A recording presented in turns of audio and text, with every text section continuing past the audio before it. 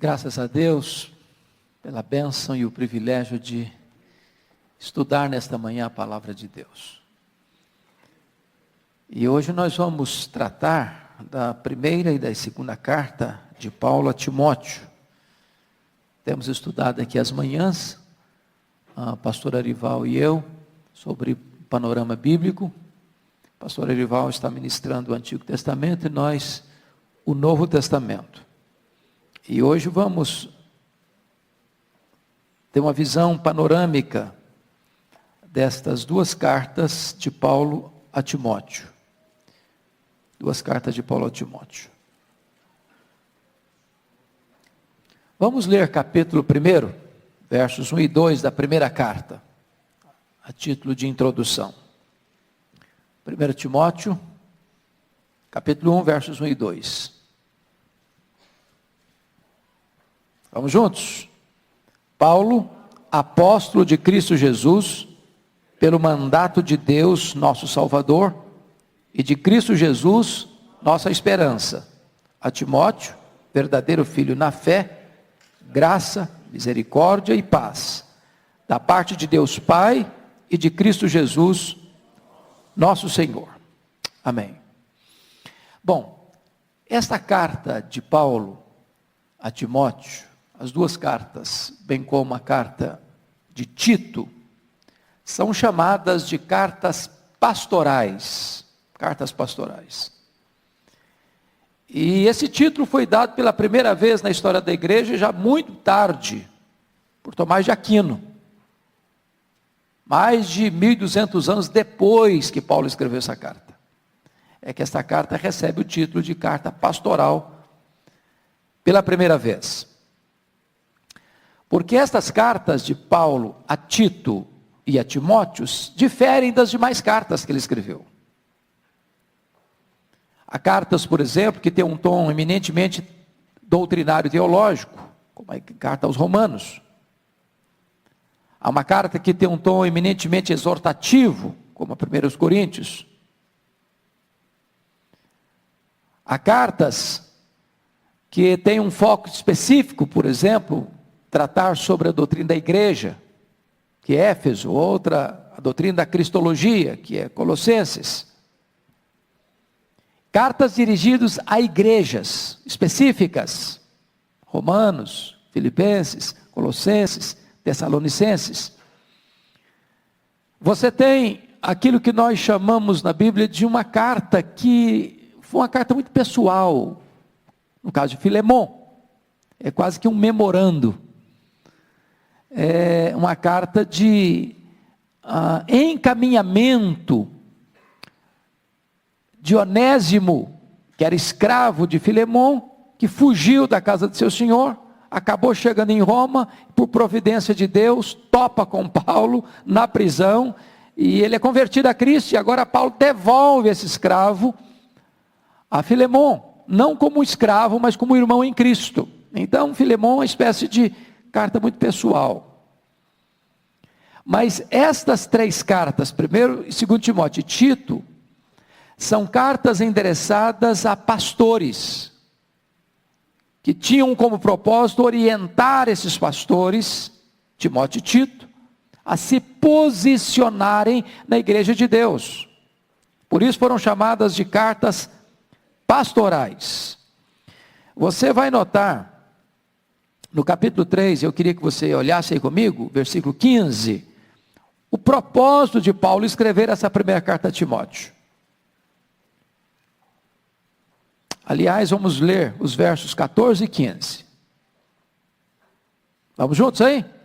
Escrevo-te estas coisas, esperando ir ver-te em breve, para que, se eu tardar, fique ciente de como se deve proceder na casa de Deus, que é a igreja do Deus vivo, coluna e baluarte da verdade. É um pastor experiente escrevendo para um pastor novo, imaturo ainda, novato ainda, que precisa ter orientação segura de como proceder na igreja de Deus, como lidar com as diversas situações, com os diversos problemas, com as diversas pessoas, com as diversas necessidades da igreja local. Então esse era o propósito eminentemente de Paulo escrever estas cartas pastorais. Bom, primeiramente vamos olhar o autor dessa carta. Para nós está absolutamente claro, por evidências internas e externas, de que quem remete essas cartas é o apóstolo Paulo. Não há dúvida sobre isso. Entretanto, a partir do século XIX, onde há uma explosão do liberalismo teológico no mundo, onde os teólogos liberais, numa espécie de nova leitura da Bíblia, começam a questionar tudo. E então, alguns escritores liberais colocaram em dúvida a autoria paulina dessas cartas. E o problema principal que eles colocaram é que os registros contidos nessas duas epístolas não combinam, não se encaixam cronologicamente com o livro de Atos dos Apóstolos, que é o livro da história da igreja. Por quê? Porque o livro de Atos dos Apóstolos encerra, no capítulo 28, com o apóstolo Paulo preso em Roma. E na cabeça desses pensadores, o martírio de Paulo se deu nessa prisão, na primeira prisão. Ora, se o martírio de Paulo se deu de fato nessa primeira prisão, e eu estou falando aí por volta dos anos 61, 63, não é isso mesmo, reverendo? O senhor me ajuda aí, viu? 61, 63, porque ficou 2 anos preso. Então, de fato, não daria para Paulo ser o autor dessas epístolas. Porque o que está registrado aqui não combina com essa data cronológica. Entretanto, nós temos plena convicção de que Paulo não é martirizado nessa primeira prisão. Porque vocês podem notar, até em Filipenses capítulo 1, o interesse de Paulo em sair dessa prisão, pedindo oração para sair dessa prisão. E de fato saiu dessa primeira prisão. E ao sair dessa primeira prisão, ele não saiu para se aposentar, não saiu para vestir um pijama, nem para deitar numa cadeira de balanço. Ele saiu para fazer a 4ª viagem missionária. Ele saiu deixando Timóteo em Éfeso, que era a capital da Ásia Menor, onde havia uma promissora igreja, aliás, a igreja que já havia suplantado em termos de importância missionária, tanto Jerusalém quanto a Antioquia da Síria, porque estava sendo a plataforma de plantação de igreja em toda a província da Ásia, e nós lemos no livro de Apocalipse pelo menos 7 dessas igrejas, mais 2 que não são mencionadas lá, que é Colossos e Hierápolis. Quando Paulo sai dessa primeira prisão, ele deixa Tito em Creta, para colocar as coisas em ordem lá e escolher a liderança das igrejas daquela ilha. É nesse interregno que acontece o incêndio de Roma, no dia 17 de julho do ano 64. E é depois do incêndio de Roma, é que o apóstolo Paulo é caçado, é preso, e é colocado agora, não numa prisão domiciliar como a primeira, mas é colocado numa masmorra.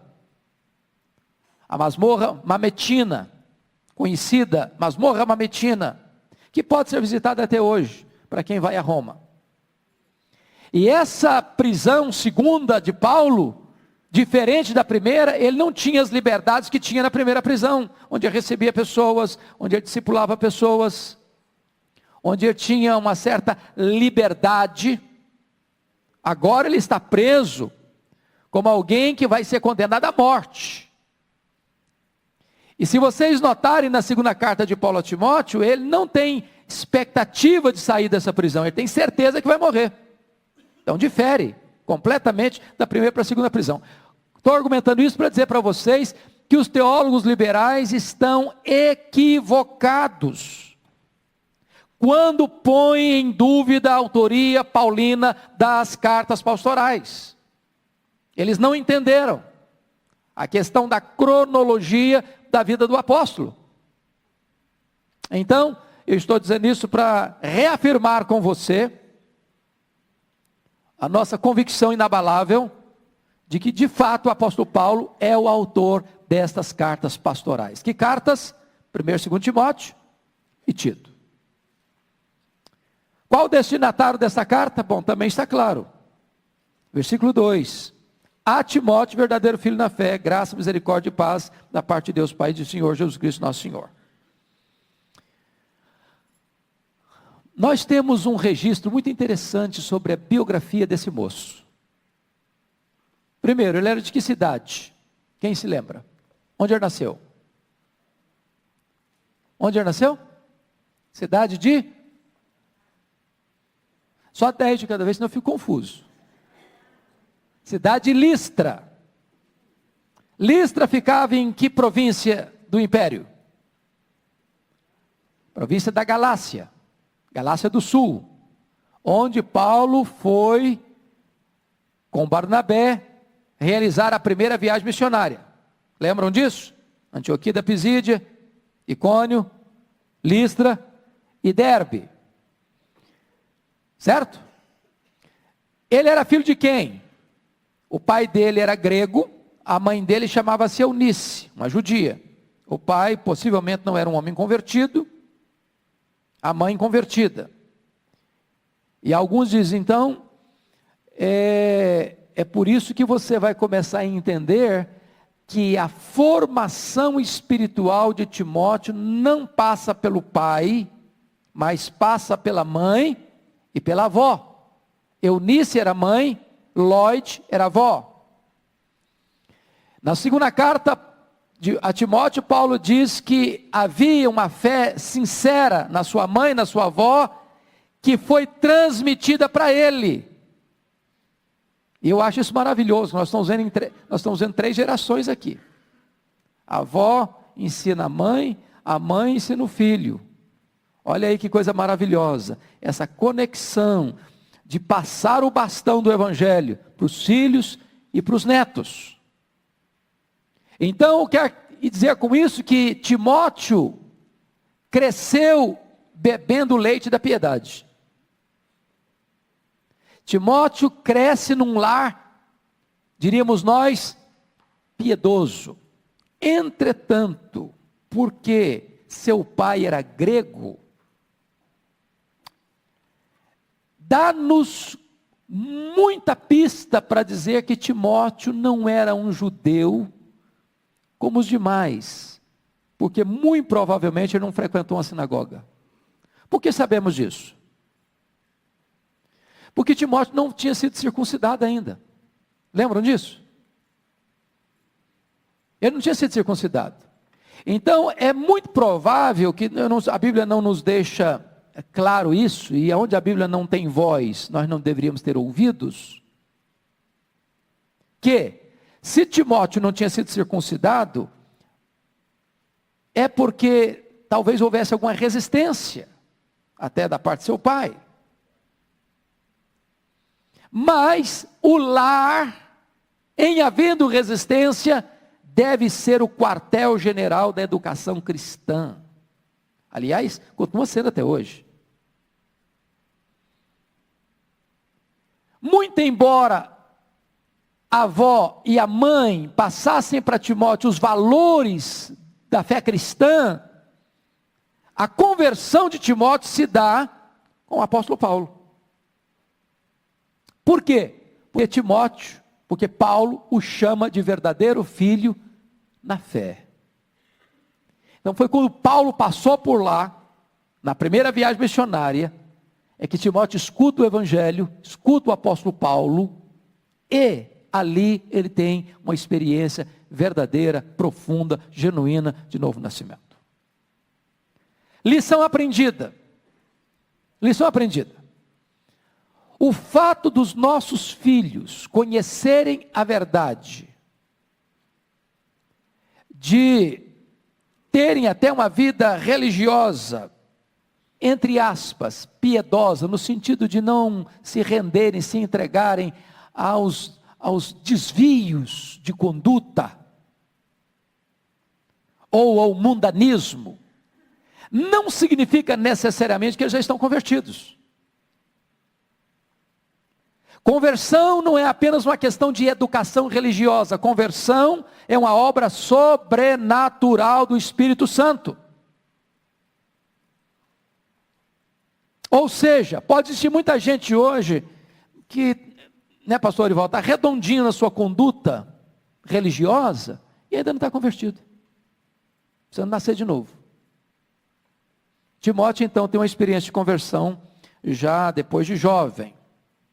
E a partir daí, então, você nota que na segunda viagem missionária do apóstolo Paulo, a partir do capítulo 16 de Atos, Timóteo vai se tornar um companheiro do apóstolo Paulo nas suas viagens missionárias. Estando com ele em Filipos, estando com ele em Tessalônica, encontrando com ele em Atenas, ficando com ele em Corinto, 18 meses, indo com ele para Éfeso, indo com ele para Jerusalém, onde ele foi preso, ficando com ele na prisão em Roma, a primeira prisão. Tanto é fato que quando Paulo escreve suas cartas de Roma, da primeira prisão, com Filipenses, por exemplo, Timóteo é uma espécie de coautor da carta, porque ele está junto de Paulo, enviando a carta, de tal maneira que esse rapaz chamado Timóteo transforma-se numa das pessoas mais importantes do ministério do apóstolo Paulo, como cooperador, uma espécie de homem de confiança. E tanto é fato, que quando Paulo sai da primeira prisão, e o mundo está numa espécie de ebulição, porque deu uma guinada no ano 64 com o incêndio de Roma, e o começo da perseguição aos crentes, não agora por parte dos judeus, como estava sendo até agora, mas agora por parte dos romanos, aprove o apóstolo Paulo deixar Timóteo onde? Em Éfeso. E Éfeso era a cidade mais estratégica do cristianismo naquele momento. Muito embora esse Timóteo tivesse algumas limitações. E você vai encontrar 3 problemas ou 3 limitações nele. Primeiro, ele era tímido. Paulo tem que constantemente dizer: meu filho, coragem. Meu filho, não se envergonhe de mim no sofrimento. Meu filho, pega firme. Ninguém despreza a sua mocidade. Pelo contrário, meu filho, torna de padrão aí, fica firme aí. Tímido. Deus chama gente tímida, sabia? Tem uns caras arrojados igual a Orival assim, que Deus chama de vez em quando, uns caras mais batuta. Mas de vez em quando Deus chama os caras tímidos também. Segunda coisa, ele era jovem. Eu não sei quão jovem ele era, eu não sei se o Orival já pesquisou isso, mas dizem que na cultura judaica, abaixo de 40 anos, o cara é jovem. Não era um pouco mais, talvez. Não é nenhum pecado ser jovem, viu, gente? Nós que estamos com a cabecinha branca, então queria ficar mais jovem um pouquinho, né, presbítero? Ser jovem é uma bênção. Tem vigor. Às vezes não tem tanta maturidade, mas tem vigor. Tem força. Então, Timóteo era jovem. Não há pecado em ser jovem. Aliás, ele diz: ninguém despreza a tua mocidade. Ou seja, não é porque você é jovem que as pessoas vão deixar você de lado, ou desprezar você, menosprezar você, rejeitar você, porque a autoridade do ministério não está na idade, está na palavra de Deus. É por isso que Davi diz que eu sou mais sábio do que os velhos, porque eu guardo a tua lei. Terceira coisa que era uma limitação em Timóteo, que ele era doente. Ele tinha um problema de estômago, aliás, parece que doença de estômago é doença de pastor, não? Não tinha Tagamete, não tinha omeprazol na época. Paulo diz: meu filho, toma um pouquinho de vinho. Agora mistura água lá, para você não ficar meio alterado. E é curioso que até hoje a ciência prova que um pouco de vinho faz bem para a saúde. Estou dizendo para você beber vinho não, demais não. Mas, não, esse não, deixa para lá depois. A questão básica é que Timóteo então tinha 3 limitações. Ele era tímido, ele era jovem e ele era doente. Mas o problema mais sério é o seguinte, irmãos, o grande líder do cristianismo está preso numa masmorra e sabe que vai morrer. E esse bastão precisa ser passado para Timóteo. Tá? Como é que é esse homem? Você quer dar uma olhadinha no caráter desse homem? Vamos dar uma olhadinha fora da carta, só para a gente entender um pouquinho, antes de entrar numa análise mais pontual das epístolas. Vai lá para Filipenses capítulo 2.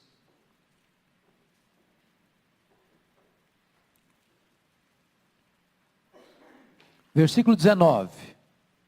Filipenses 2:19.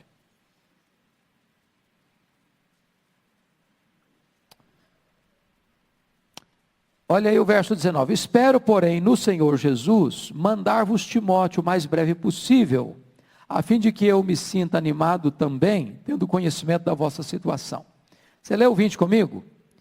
Porque a ninguém tenho de igual sentimento, que sinceramente cuido dos vossos interesses. Versículo 21.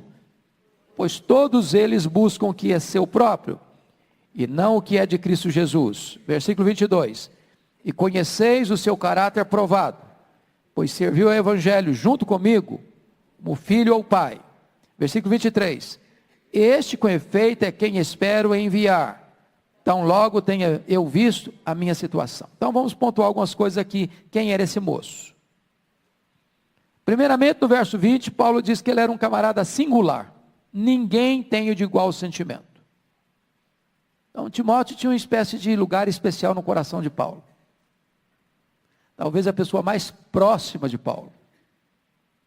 Era chamado de filho. Como se Paulo tivesse adotado como filho.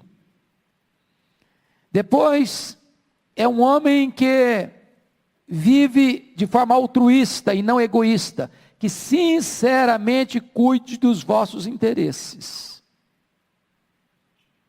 Ele está enviando Timóteo, dizendo que não tem ninguém como ele que cuide dos interesses dos crentes, em vez de cuidar dos seus próprios interesses, porque note comigo, no verso 21, pois todos eles buscam o que é seu próprio e não o que é de Cristo. Então Timóteo buscava não o que era seu próprio, mas buscava os interesses dos crentes e os propósitos e a vontade de Cristo. E mais, olha comigo aí, o versículo 22, e conheceis o seu caráter provado, caráter provado. Então, inobstante ser jovem, ele não era imaturo, ele era um homem maduro na fé, caráter provado. Mas veja outra coisa interessantíssima aqui, pois serviu ao Evangelho juntamente comigo como filho ao Pai. A quem Timóteo serviu? Aqui tem um ponto muito importante para hoje. É muito comum hoje você encontrar pessoas servindo aos seus líderes. O camarada ocupa uma posição de chefia, de uma grande liderança, e ele tem homens que servem a ele. Paulo não tinha essa visão. Timóteo serviu ao Evangelho com ele. Timóteo não serviu a ele. Serviu ao Evangelho, juntamente com ele. Vocês estão entendendo a diferença?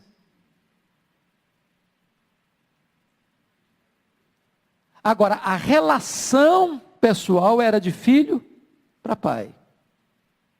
Mas ele estava servindo ao Evangelho. Há toda a diferença, irmãos. O Evangelho mostra isso. Paulo não era uma espécie de grande líder, no sentido de que, olha, todos vocês me servem, eu vou viver assim meio bacana, e vocês me atendam. Paulo está na lida, Paulo está junto, Paulo está na trincheira. Paulo não é diferente. Então este é o homem. Bom, a data das cartas, quando foram escritas, então para nós já ficou claro, não é isso? Quando é que Paulo escreveu a primeira carta? Já que vocês pegaram a ideia. Quando que ele escreveu a primeira carta, Timóteo? Entre a primeira prisão e a segunda prisão. Não consta que ele tenha escrito esta carta da primeira prisão, e não consta que ele tenha escrito essa carta depois que foi preso a segunda vez. Portanto, ele escreveu essa carta em que período? Entre a soltura da primeira prisão e a segunda prisão. Então foi nesse interregno que o apóstolo Paulo escreveu 1 Timóteo. E também Tito. Também Tito. Segunda pergunta, quando é que Paulo escreveu a segunda carta a Timóteo? Quando? Quando? Quando ele já estava na segunda prisão. Estava preso, com a certeza de que ia morrer. Então, está claro isso para vocês? Está claro? Escreveu a primeira carta depois da primeira prisão e antes da segunda prisão. Escreveu a segunda carta da segunda prisão. Ok. Vamos dar uma olhadinha nas principais ênfases, porque eu quero carregar um pouquinho mais na segunda carta do que na primeira. Eu só quero passar bem rapidamente na primeira carta. Na primeira carta, ele está escrevendo para ensinar Timóteo, antes dele chegar, porque ele está em viagem e retornaria a Éfeso, mas enquanto ele não retorna a Éfeso, ele está mandando essa carta para ensinar Timóteo como proceder na igreja de Deus. Timóteo tinha alguns problemas lá. Primeiro, capítulo 1, ele trata dos falsos mestres. Então, como é que você lida com isso? Depois, nesse capítulo 1 ainda, você vai perceber comigo, que, além de abordar a questão dos falsos mestres, já logo aí no capítulo 3, ele dá o seu testemunho. No versículo 12 a 17, de como Jesus Cristo considerou fiel, designando-o para o ministério. E ele faz questão de recordar quem ele era antes. No versículo 13, um blasfemo, um perseguidor, um insolente. Mas aí, diante disso, ele diz que transbordou a graça de nosso Senhor na direção dele. Irmãos, Deus surpreende a gente. Porque vocês lembram quem era esse camarada chamado apóstolo Paulo antes? A Bíblia diz que ele era uma fera. Uma fera. Que ele entrava nas casas e arrastava homens e mulheres e jogava na cadeia. Que ele entrava dentro da sinagoga, metia o chicote nos crentes, e dizia para ele o seguinte: ou você nega Jesus ou eu te mato. E forçava os crentes a blasfemar. Na hora que esses presos iam ao julgamento, ele dava o seu voto, quando os matavam. E ele fez isso não com poucas, mas com muitas pessoas. Mandou matar muita gente. O cara tinha sangue nas mãos. E você podia pensar, bom, um homem desse, um monstro desse, tem que ir para o inferno, tem que pagar, tem que sofrer. Aí Deus pega esse monstro e falou, pois é, agora eu vou fazer de você o maior apóstolo. Já pensou um negócio desse? Você faria um negócio desse? Se dependesse de você, você pegaria a pior pessoa que você conhece para fazer dela o principal instrumento de pregar a mensagem do amor, da graça, da bondade, da misericórdia de Deus. Você ia pegar uma gente boa, que nasceu num berço tranquilo. Deus surpreende a gente. E a melhor explicação para entender isso é que Deus escolheu você. Deus escolheu a mim. Gente ruim. Gente ruim, barro ruim. Nos dá a sua graça e nos salva. Não é maravilhoso isso? Pois bem, um dos versículos mais lindos da Bíblia, aí, 1 Timóteo 1,15. Vamos dar uma lidinha nesse 1,15? Vamos lá? fiel, vamos juntos? Fiel é a palavra e digna de toda aceitação. Que Cristo Jesus veio ao mundo para salvar os pecadores, dos quais eu sou o principal. Isso é um resumo do Evangelho. Pois bem, quando chega no capítulo 2, Paulo vai mostrar como é que Timóteo deve lidar com as autoridades constituídas. Vou brigar com elas? Vou xingá-las? Vou orar por elas. E não é fácil não, viu, irmãos? Tem hora que você fica com raiva, fica não? Tem hora que dá vontade de falar mal. Hã? Só dá vontade, não fala mesmo, né? Aí Paulo diz que você deve orar. E agora pense bem no que Paulo está dizendo aqui no capítulo 2, olha aqui. Antes de tudo, pois exorto que se use a prática de súplicas, orações, intercessões, ações de graça em favor de todos os homens, em favor dos reis, de todos que se acham investidos de autoridade. E sabe quem está lá no topo do comando de Roma nesse momento? Quem lembra? Nero. Quem era Nero? Não tem nem classificação para você descrever esse cara. Não tem nem jeito de classificar. O cara mandou matar a mãe, Agripina. Mandou matar muita gente da família dele. O cara era louco. Era devasso. Era um monstro. Lá, não, por isso eu não oro, não. Quer mais é que ele morra. Já pensou um negócio desse? E aí Paulo começa a mostrar que além de você orar pelas autoridades constituídas,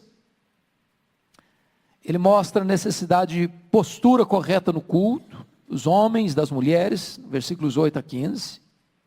Quando chega no capítulo 3, ele começa a mostrar para Timóteo os critérios para escolher a liderança da igreja. E ele diz no verso 1, fiel é a palavra, se alguém aspira ao episcopado, excelente obra almeja, entendendo que episcopado aqui não é diferente de presbiterato, porque na cabeça de Paulo, bispo, episcopos, presbítero e pastor, são a mesma pessoa.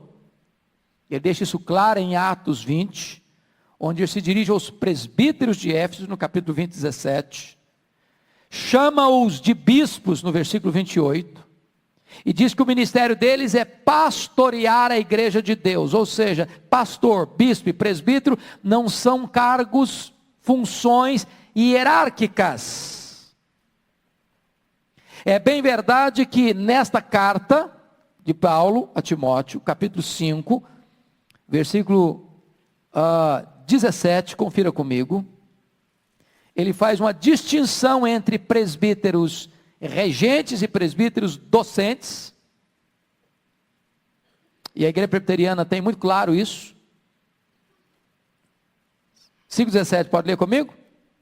Devem ser considerados merecedores de dobrados honorários os presbíteros que presidem bem, com especialidade os que se afadigam na palavra e no ensino. Então existiam os presbíteros que tinham presidência e os presbíteros que tinham docência. E hoje nós continuamos com esse título de presbíteros para os regentes e chamamos de pastores os docentes, muito embora pastor é presbítero e presbítero é pastor. Pois bem, a primeira coisa que ele diz no capítulo 3:1 é que não é pecado alguém desejar ser um presbítero. Se alguém aspira, se alguém deseja. Aí ele diz, excelente obra almeja.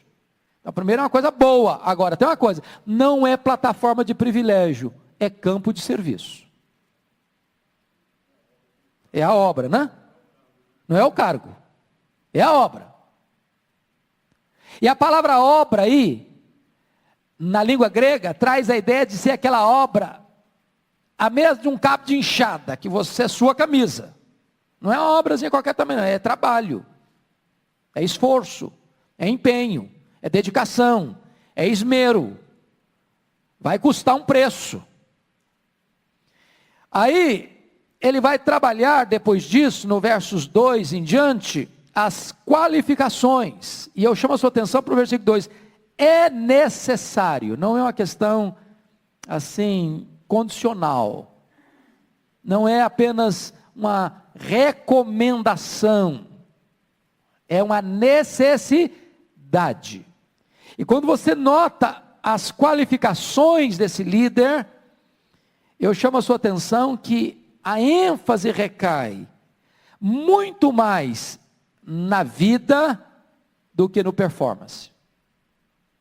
Muito mais no caráter do que na intelectualidade. Porque todas as qualificações estão passando pela vida, pela família, pelo caráter, pela postura, pelas atitudes, e apenas uma menção: seja apto para ensinar. Então, poderíamos resumir assim: a vida do líder é a vida da sua liderança. Aí poderíamos ir além, citando uma frase de John Shaw: os pecados do líder são os mestres do pecado. Porque o líder peca contra o maior conhecimento. Por isso ele é mais responsável diante de Deus. Depois você vai notar, no verso 8 em diante, que ele vai seguir também as qualificações para os diáconos. E há uma coisa, pastor Arival, que eu me alegro profundamente, vim conhecer aqui em Pinheiros. Eu acho que a igreja de Pinheiros está corretíssima, seguindo uma orientação bíblica. Está aqui no versículo 13. Você pode ler o 13 comigo? Pois os que desempenharem bem o diaconato, não, nem esse versículo eu quero não. O versículo 10. Aos 10, vamos juntos? Também sejam estes primeiramente experimentados, e se mostrarem irrepreensíveis, exerçam o diaconato. Eu acho maravilhoso que essa igreja tenha adotado, por orientação do nosso pastor, que é o diácono trainee. Está na Bíblia isso. Ou seja, antes de um irmão concorrer ao diaconato dessa igreja, primeiro ele é treinado. Primeiro ele exerce a função sem receber a ordenação.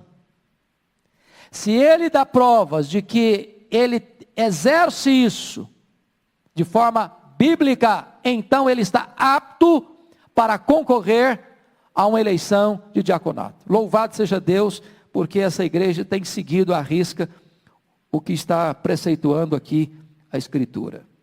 Quando chega no capítulo 4, ele vai mais uma vez trabalhar a questão da apostasia dos últimos tempos, das falsas doutrinas, dos falsos mestres, e eu chamo a sua atenção para dois aspectos. Primeiro, as pessoas que estavam proibindo o casamento. E segundo, as pessoas que estavam proibindo alimentos. Então, duas práticas do falso ensino. É proibir o que Deus dá como bênção. Casamento é ordenança de Deus. Então, proibir casamento é doutrina de demônio, porque o que é contrário a Deus vem do demônio. E alimento, nós temos hoje uma série de grupos religiosos no Brasil em que quer categorizar a espiritualidade por aquilo que você come ou deixa de comer. Isso é bobagem. Bobagem, porque o Jesus Cristo disse: o que contamina você não é o que entra pela boca, é o que sai da boca, que vem do coração. Hoje nós já escutamos isso aqui. O problema do homem não está na estrutura política, econômica só não. O problema do homem parte de quê? É do coração. O pastor Orival explicou isso para nós hoje. Então tudo aquilo que é recebido com ações de graças, coma. Coma, então não é porque, não, eu não como carne porque carne é pecado, eu não como isso porque isso aqui é pecado, eu não como aquilo porque aquilo é pecado. O problema não é esse. Você pode ser vegetariano, você pode ser carnívoro, você pode comer o que você gosta e o que faz bem para o seu corpo também. Se o médico fala que você não deve comer, então de vez em quando você corta lá o pudim, né? E agora eu estou cortando o pudim, viu? Para não comer inteiro, né? Não comer inteiro. Muito bem, quando chega no capítulo capítulo 5, ele vai tratar aí, como é que um pastor deve agir, sobretudo um pastor jovem, né? Ele diz o seguinte: você quando for repreender um homem idoso, exorta como seu pai. Está vendo? Que coisa chique. Nós batemos continência para o senhor. Entendeu? Quando for exortar um moço, conversa com ele como se fosse seu irmão. Então, se você for conversar com o mais novo, trate-o como fosse um filho. E eu acho isso maravilhoso, irmãos. Maravilhoso, porque na igreja de Deus nós somos uma família. Às vezes nós podemos errar, não no conteúdo, mas errar na forma. Não é isso? Você pode lidar com o irmão tratando a coisa certa, mas se a maneira foi errada, você estraga tudo também. Estraga tudo. E Paulo está orientando esse jovem pastor como se posicionar. Logo em seguida ele trata num aspecto longo aí das viúvas. Naquela época, quem ficava na viuvez, sobretudo a mulher, ficava fadado a uma situação de muita dificuldade financeira.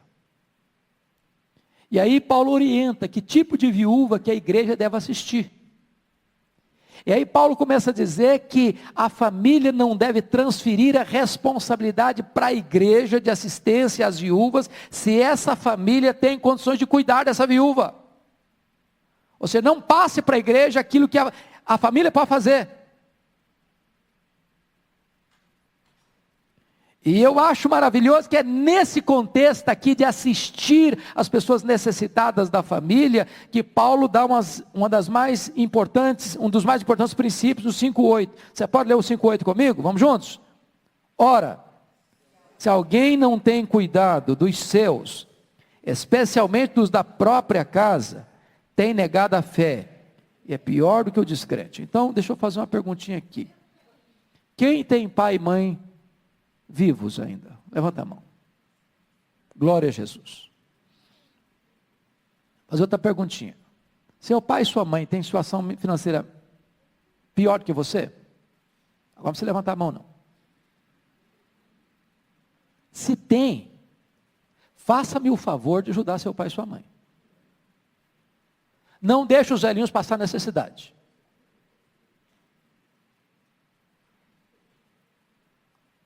Dá uma olhadinha lá se a geladeira da mamãe não está lá precisando de uma reforma, ou botar uma nova em casa.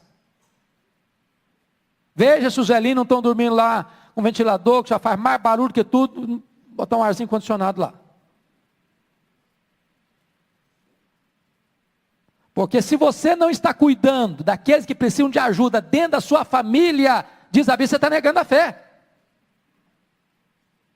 Você tem que ajudar a todos, mas primeiro a sua família, depois os domésticos da fé, depois as demais pessoas, até os inimigos. Mas comece por um grau de prioridade. Primeiro a família, depois os domésticos da fé, depois as demais pessoas. Eu escutei a pastora Arivaldi, um presbítero lá em Vitória, que eu gostava muito da fala dele. Ele disse o seguinte, agora mudando um pouco a casaca.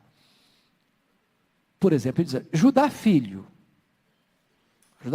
no sentido de, eu estou juntando uma herança boa para deixar para os meus filhos. Isso aí não é vantagem nenhuma, isso é lei. Isso é lei. Depois que você morrer, o que é seu, vai ser dos seus filhos mesmo. Não está fazendo favor nenhum para eles. Isso é lei. Agora, se você é pai, se você é mãe, seu filho está passando uma magrela, e você não ajuda, tem que ajudar enquanto você está vivo. Enquanto seu filho, sua filha, pode dar um abraço em vocês e dizer, muito obrigado. Você me socorreu na hora oportuna. O apóstolo Paulo está dizendo que isso é ter uma fé ativa. E agora, finalmente, no capítulo 5, Paulo orienta Timóteo como é que ele vai lidar com os ricos da igreja.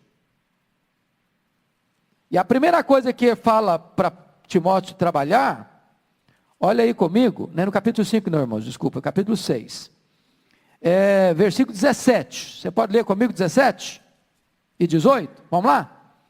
Exorta aos ricos presente século, não sejam orgulhosos, nem depositem a sua esperança na instabilidade da riqueza, pois é em Deus que tudo nos proporciona ricamente para o nosso aprazimento. Que pratiquem o bem, sejam ricos de boas obras, generosos em dar e prontos em repartir. Versículo 19. Que acumulem para si mesmos tesouros, sólido fundamento para o futuro, a fim de se apoderarem da verdadeira vida. Então, não é pecado ser rico. Paulo não está dizendo, olha, você fica lá batendo os ricos. Não, não fala isso não. Exorta-os a serem o quê? Ricos em boas obras. Generosos no repartir. Eu gosto muito de um princípio da reforma. Um lema que era muito usado. O mistério do pobre e o ministério do rico. A Bíblia diz que Deus faz o rico, Deus faz o pobre. Para quê? Para que o rico socorra o pobre, para que o pobre não tenha necessidade, e o pobre agradeça a Deus pelo rico que supriu sua necessidade. E desta maneira, a generosidade no coração do rico e a gratidão no coração do pobre. E a família de Deus é edificada e Deus é exaltado. Mas aí vamos para o capítulo, segunda carta de Paulo a Timóteo. E o Dr. John Stott, que é considerado o maior exegeta do século passado, já falecido, ele escrevendo um comentário desta epístola, ele disse que poderíamos resumir essa segunda carta em 4 palavras. Primeira palavra, guarda o Evangelho. Você pode ler 1,14 comigo, segunda carta? Vamos lá? Guarda o bom depósito, mediante o Espírito Santo, que habita em nós. Segunda palavra, sofre pelo Evangelho. Você pode ler comigo, versículo 2, 3. Participa dos meus sofrimentos, como bom soldado de Cristo. Terceira palavra, permanece no Evangelho. Pode ler comigo 3, 14.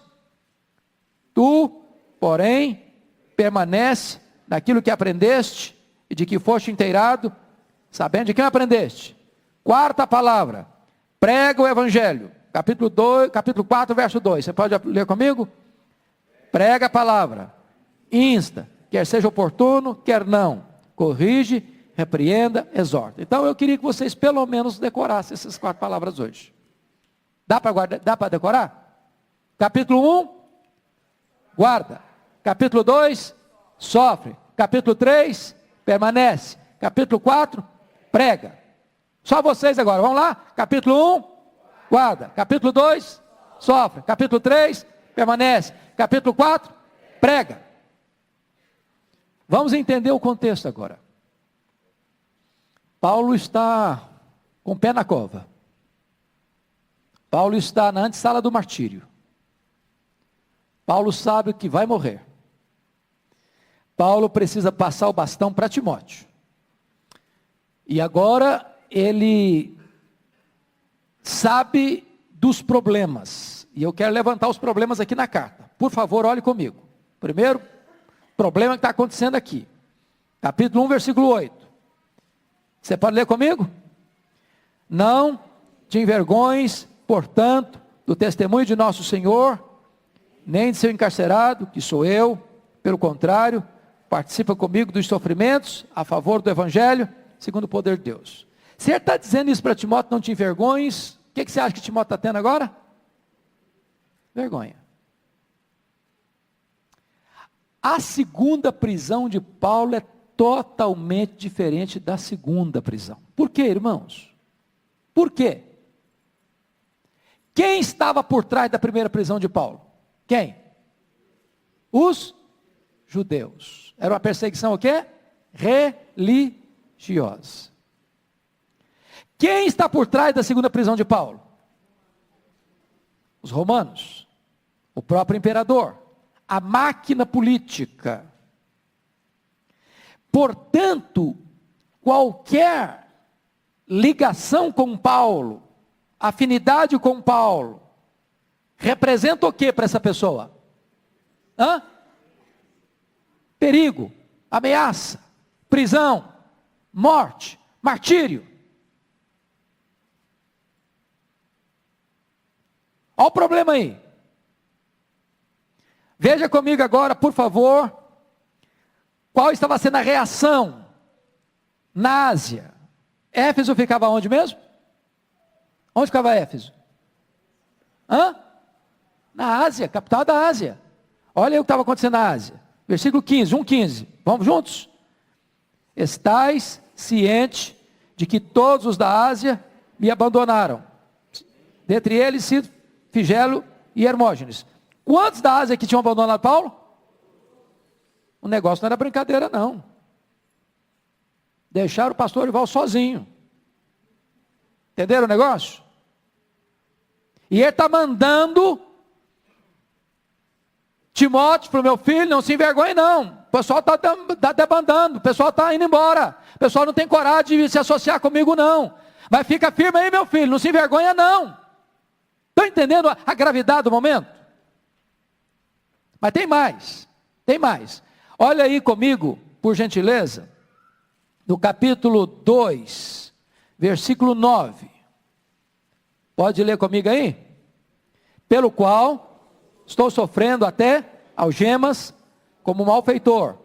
Contudo, a palavra de Deus não está algemada. Agora chama a sua atenção para esse ponto. Estou sofrendo até algemas como o quê? Malfeitor. O que é malfeitor? Bandido, não? Bandido. Bandido. Mas malfeitor de quê? Que tipo de acusação está pesando sobre Paulo nesse momento?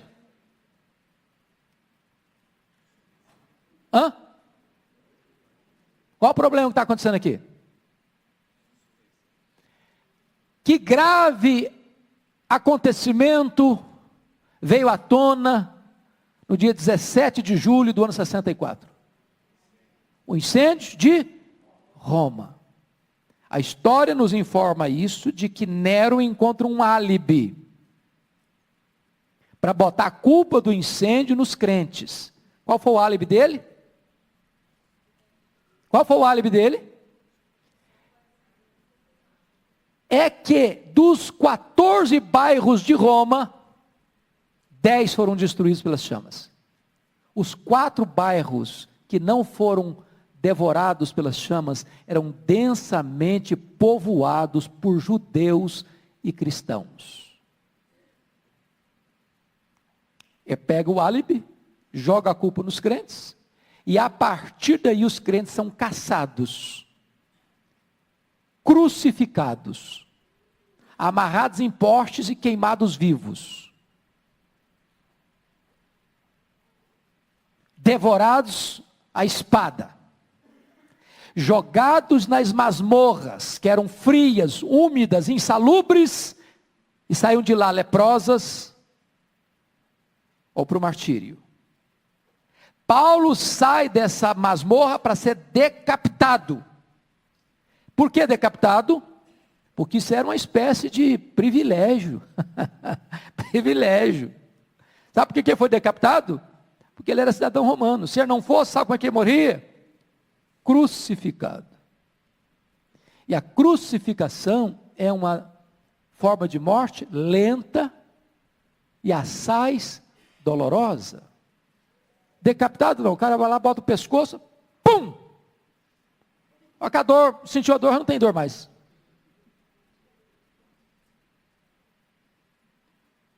Então notem vocês, no versículo 2:9, pelo qual estou sofrendo até algemas como malfeitor. O apóstolo dos gentios agora é um bandido, no conceito de Roma. E quem se une a ele, sofre o perigo de ser acusado da mesma coisa, e sofrer o mesmo destino, ser preso e condenado à morte. Esse é o contexto, irmãos, de debandada geral dos crentes, de introdução de falsos mestres, de perseguição iminente. Em outras palavras, o cristianismo, a doutrina, a igreja cristã estava correndo gravíssimo risco de sobrevivência. É por isso que Paulo começa dizendo o seguinte: meu filho, faz o quê primeiro? Guarda o evangelho. Porque em tempo de perseguição, meu irmão, o risco de alguém fugir, de apostatar, não, eu queria o evangelho assim, de prosperidade, né? De saúde, de milagre, eu quero o evangelho que me ajude, esse negócio de sofrer pelo eu estou fora. Estou fora. Guarda o evangelho. Guardar o evangelho significa o seguinte: você não pode comprometer o conteúdo do evangelho. Você não pode guardar só o que interessa do evangelho. Você não pode guardar só o que traz benefício para você no evangelho. Você guarda o evangelho todo, intacto, sendo fiel a ele, não acrescentando nada, não tirando nada. Guarda o evangelho. Guarda o evangelho. Mas a segunda coisa, irmãos, que é diferente, capítulo 2, é sofre pelo evangelho. E tem gente que até guarda, mas a hora que tiver que sofrer, não, eu não guardo também não. E sabe, irmãos, a igreja de Deus é uma igreja mártir. Não é isso que a Bíblia ensina? Atos 1:8, quem lembra? E sereis minhas testemunhas, tanto em Jerusalém, como em toda a Judéia, Samaria e até os confins da terra. Testemunhas, aí no grego é martiria, de onde vem a nossa palavra mártir. Então quem não está pronto a morrer por Cristo, não está disposto e nem pode viver para Cristo. Ninguém vive para Cristo, se não está disposto a morrer por Ele. Este evangelho raso, açucarado, cheio de glicerina,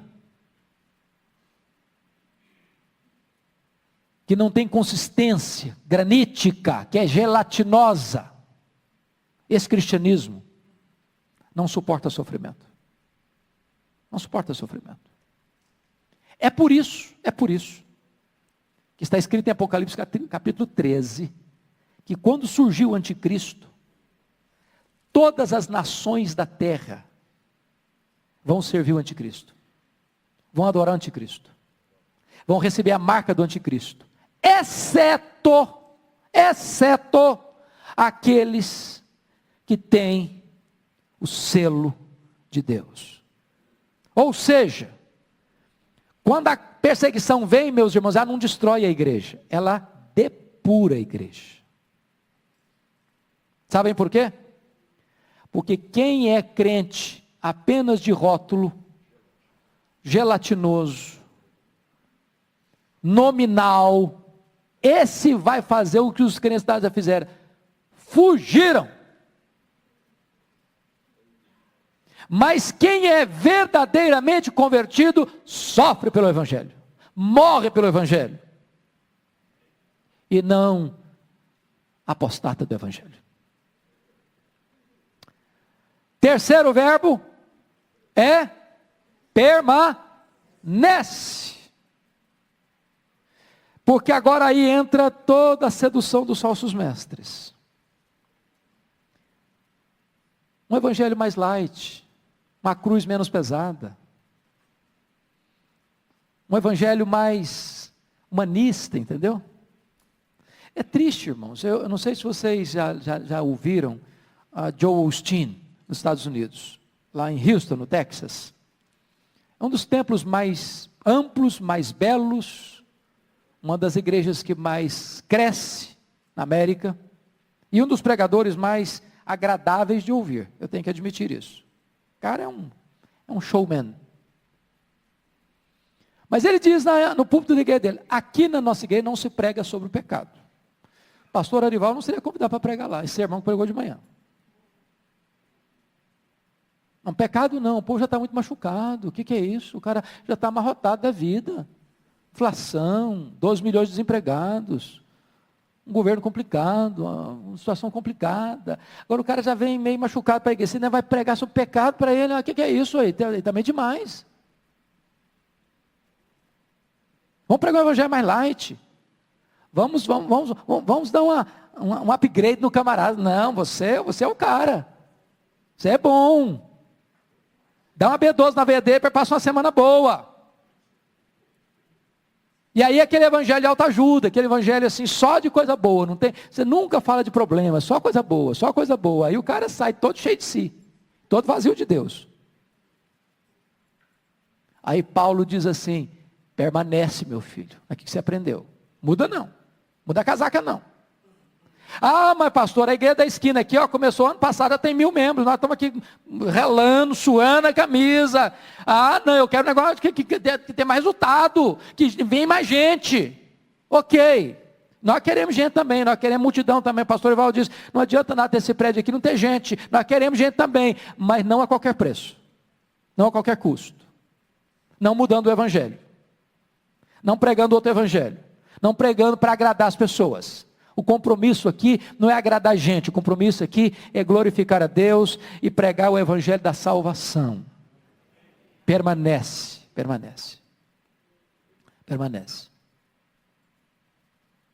Agora, a última palavra de Paulo a Timóteo, capítulo 4, verso 2 é, prega a palavra. E aqui, irmãos, eu acho que nós presbiterianos, eu não estou falando da igreja de Pinheiros não, graças a Deus. Mas nós, de uma forma geral, tem hora que eu fico pensando que nós até cumprimos assim, o primeiro, guarda o evangelho. Tem gente que guarda, tão bem guardado o evangelho, que guarda assim as 7 chaves, entendeu? É meu e ninguém tasca. É meu e ninguém tasca, é para mim. Entendeu? Tem gente guardando demais o evangelho. O cara mora do lado do cara, assim, ninguém sabe que ele é crente. O cara trabalha 20 anos na repartição pública, ninguém sabe que ele é crente. O cara trabalha na empresa lá, ninguém sabe que ele é crente. O cara pega o mesmo táxi todo mês, ninguém sabe que ele é crente. O que é isso? Prega o evangelho, prega a palavra. Prega a palavra. Prega a palavra. Bom, depois disso, irmãos, essa carta encerra, fecha, com o testemunho do apóstolo Paulo, no final da sua vida. E para mim é um dos textos mais emocionantes da Bíblia. É o capítulo 4, 6 a 18. Porque ele vai fazer um balanço. No versículo 7 vai tratar do passado dele. Combati o bom combate, completei a carreira, guardei a fé. No versículo 6 ele vai fazer uma análise do seu presente.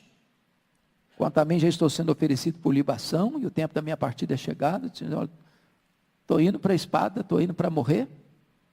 Mas não é Roma que vai me matar, é eu que vou me entregar. Eu não vou me entregar para Roma, eu vou me entregar para Deus. Eu não sou prisioneiro de César, eu sou prisioneiro de Cristo, embaixador em cadeias. No verso 8, ele vai fazer uma análise do seu futuro. Já agora a coroa da justiça me está guardada, a qual o Senhor reto juiz me dará naquele dia. Em outras palavras, eu não estou indo para o cadafalso, eu estou indo para receber a coroa da justiça. E no versos 9 a 18, ele vai mostrar para nós os dramas que ele está vivendo naquela prisão. Primeiro drama, o drama da solidão, versículo 9, procura vir ter comigo depressa. Versículo 21, diz, apressa-te vir antes do inverno. E eu fico assim olhando, meu Deus, se o apóstolo Paulo fosse avaliado hoje pelas lentes da teologia da prosperidade, ele seria um fracasso. O cara está pobre, o cara está velho, o cara está cheio de cicatrizes, o cara está vivendo uma terrível solidão dentro de uma masmorra. Segundo lugar, eu compartilho o problema do abandono, no versículo 10, porque Demas, tendo amado o presente século, me abandonou. Não é fácil ser abandonado, sobretudo no final da vida, sobretudo na velhice, sobretudo numa prisão, sobretudo por aqueles a quem se dedicou amor. Terceiro lugar, ele vai partilhar conosco o drama da traição. Versículo 14 diz que Alexandre o Latueiro causou muitos males. Foi esse cara que possivelmente delatou o apóstolo Paulo, culminando na sua segunda prisão e consequente martírio. Quarto lugar, ele vai descrever para nós o drama das privações, no versículo 13. E eu fico impressionado, irmãos, que depois de relatar a sua privação emocional, de solidão e de abandono, ele relata duas privações aqui. A privação intelectual, ele está privado dos seus livros, dos seus pergaminhos. E ele me choca, porque ele sabe que vai morrer, ele diz isso no verso 6, mas ele quer estudar mais. Você jamais pode se aposentar do estudo. Jamais. Quem cessa de aprender, cessa de ensinar. Depois ele fala de uma privação que me choca mais ainda, privação física.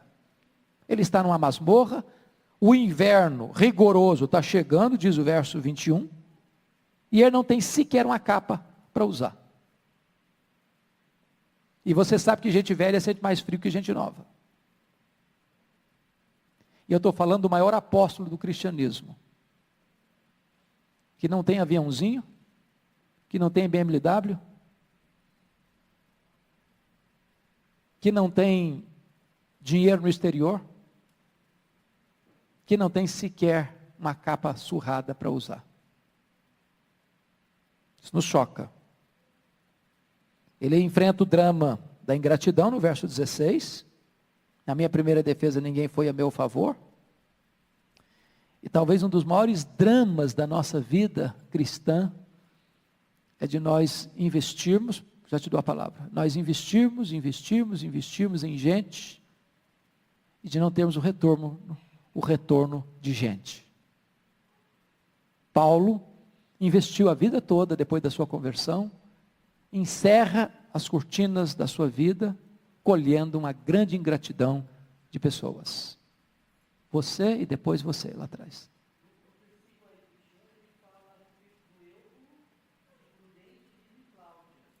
Versículo?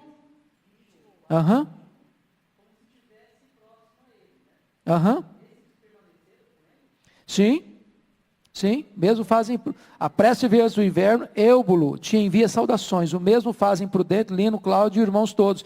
E aí a sensação que você tem é que esses irmãos estão presos, porque a perseguição era generalizada. Está escrevendo de dentro de uma masmorra.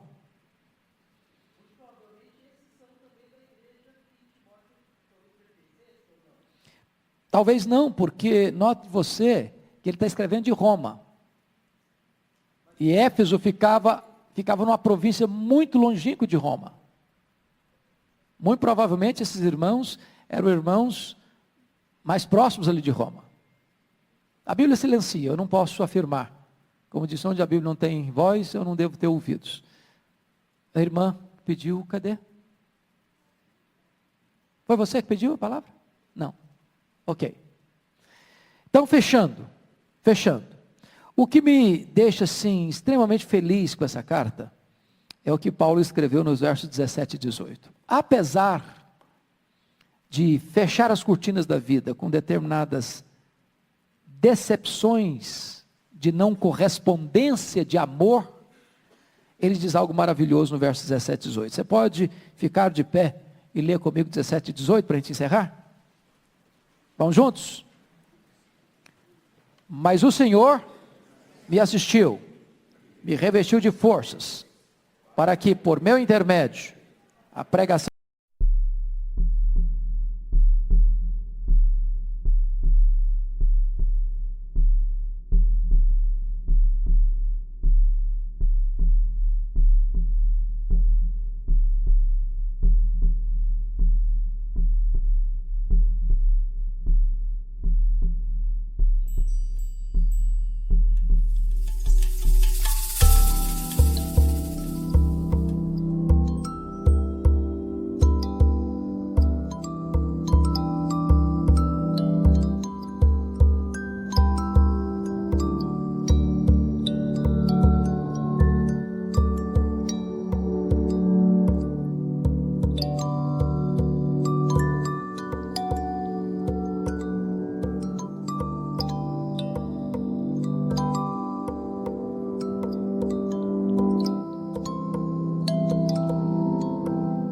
não fosse plenamente cumprida, e todos os gentios a ouvissem.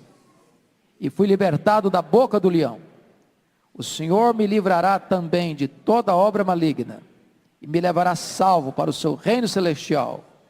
A Ele glória pelos séculos dos séculos. Amém. O que esse texto está querendo me dizer, eu acho que você concorda com esse viés, com essa interpretação, é que a recompensa não é recebida aqui. Nós ainda não chegamos em casa. O galardão vai ser recebido quando nós chegarmos em casa. Quando o nosso grande Deus e Salvador Jesus Cristo olhar dentro dos nossos olhos e nos falar: vinde, benditos de meu Pai, entre na posse do reino, que vos está preparada desde a fundação do mundo. Entra no gozo do teu Senhor. Vamos orar. Presbítero Milton, o senhor pode orar por nós, por favor, aqui?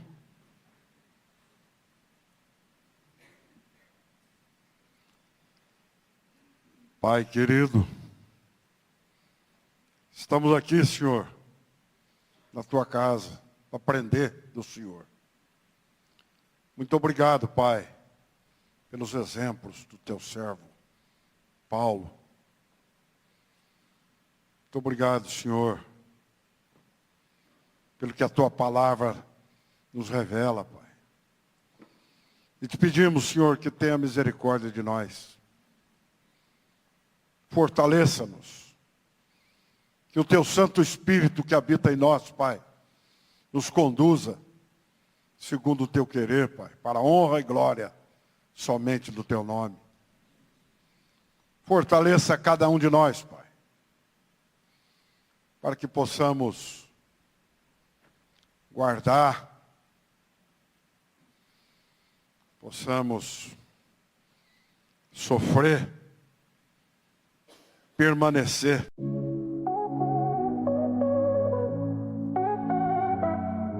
Moonlight drapes the night, eclipse in your eyes, whispers in the air, heartbeats synchronize, echoes from the past, shadows dance so slow, children midnight glow, feel the rhythm flow, in the dark I reach for the dream I seek, electric. E pregar o teu evangelho. Nos ajude, Senhor, para que com a nossa vida possamos mostrar ao próximo o retrato do teu Filho Jesus. Muito obrigado, Pai, por esta igreja. Muito obrigado por tudo que o Senhor tem feito aqui. Muito obrigado pelos pastores, Pai, pela liderança, pelos recursos que o Senhor tem feito chegar. E que possamos continuar avançando na implantação do teu reino aqui na terra. Capacita-nos, ó Pai. Santifica-nos, Senhor. Reveste-nos de poder do alto, Pai. Para que o teu Santo Espírito, Pai, possa nos conduzir em tudo. Em tudo, Pai. Os nossos sonhos, projetos, pensamentos, palavras e ações, tudo para a tua honra e glória, Pai. Pois oramos agradecidos no nome do teu Filho Jesus. Amém.